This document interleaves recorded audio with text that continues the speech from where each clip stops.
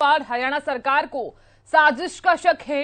जानकारी है कि गोलीबारी की घटनाएं पूर्व नियोजित थी। तो अनिल विज ये कहते हुए नजर आए हैं, छतों पर पहले से पत्थर जमा किए गए थे। तो गृह मंत्री अनिल विज की तरफ से ये बातें कही गई हैं। साथ ही ये भी कहा कि लोगों ने पहाड़ियों पर जाकर गोलीबारी की, जरूरत पड़ने पर बुलडोजर चलाएंगे, जानकारी जुटा रहे हैं, सख्त कार्रवाई होगी। अब तक 102 एफआईआर, 202 लोग गिरफ्तार किए गए हैं, 80 लोगों को हिरासत में भी लिया गया है। घटना के संबंध में पूर्व इनपुट की जांच होगी। तो गृह मंत्री अनिल विज की तरफ से ये तमाम बातों को साझा किया गया है। आगे क्या कुछ कहा गया है, सुनवाते हैं।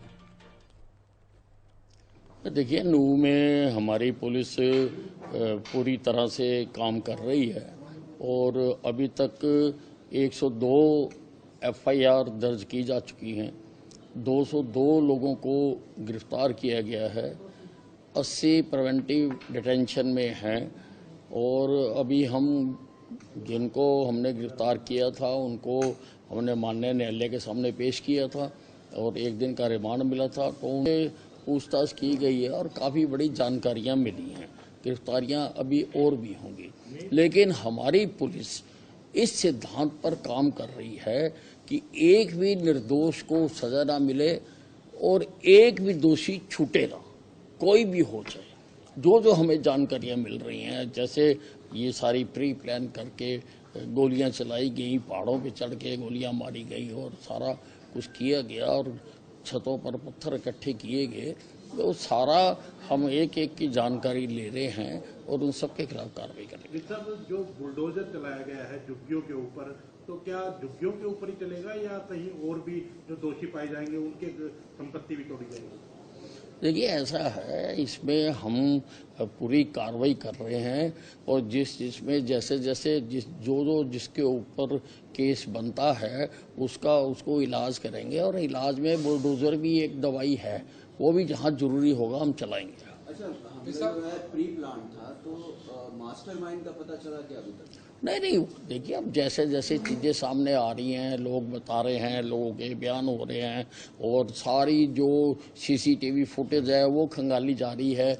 मैंने सभी पत्रकार बंधुओं से भी प्रार्थना की है कि जो उस वक्त कवरेज कर रहे थे कि उनके पास जो भी फीड हो वो हमारे अधिकारियों को दें और बाकी भी जो लोग यात्रा में थे उन्होंने भी मोबाइल में काफ़ी लोगों ने बनाई हुई है, दे शुड कम फॉरवर्ड और आकर बताना चाहिए कि ये हमने रिकॉर्ड किया है और उसके आधार पर हम कार्रवाई कर रहे हैं।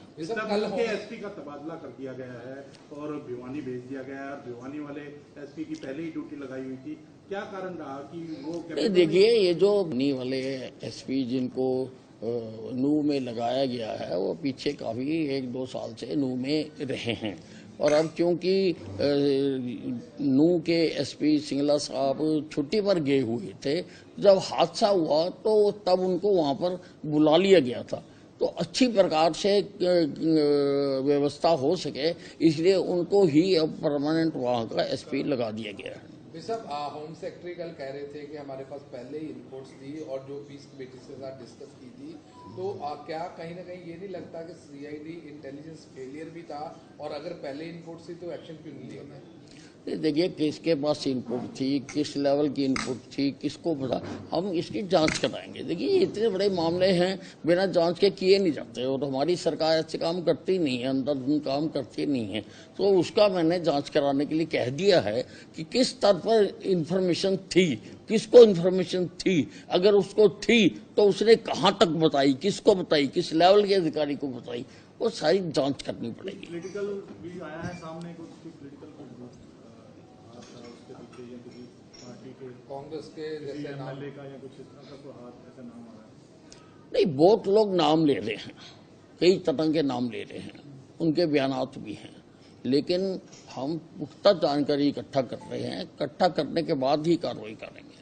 आज शुक्रवार है, आज जुम्मे की नमाज है, तो किस तरह से देखते हैं? आज कोई बातचीत हुई है आपकी वहाँ भी प्रशासन से कि किस तरह से एहतियात? नहीं, मैंने नूह और आसपास के सभी जिलों के डिप्टी कमिश्नर से खुद बात की है।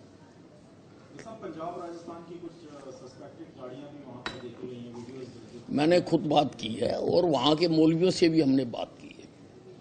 हमने उनको कहा है कि किसी प्रकार की कोई हिंसा नहीं होनी चाहिए और मौलवियों ने अपील भी की है, लेकिन उसके बावजूद मैंने कहा है जो जो संभावित स्थान हैं जहां पर नमाज पढ़ी जा सकती है, ना केवल नूह और उसके आसपास बल्कि सारे हरियाणा में जहां जहां पर पढ़ी जा सकती है वहां पर स्थिति के अनुसार प्रशासनिक व्यवस्था की जाए। चीफ सेक्रेटरी को भी आपने डायरेक्शन दिया? हाँ जी, चीफ सेक्रेटरी से भी मैंने बात की है कि वो आदेश जारी करें कि जहाँ जहाँ पर संभावित संभावना है और जहाँ आवश्यकता है वहाँ पर ड्यूटी मैजिस्ट्रेट भी लगाएं, पुलिस भी लगाएं और जहाँ पर हमारी पैरामिलिट्री फोर्सेज है उनको भी लगाया जाए।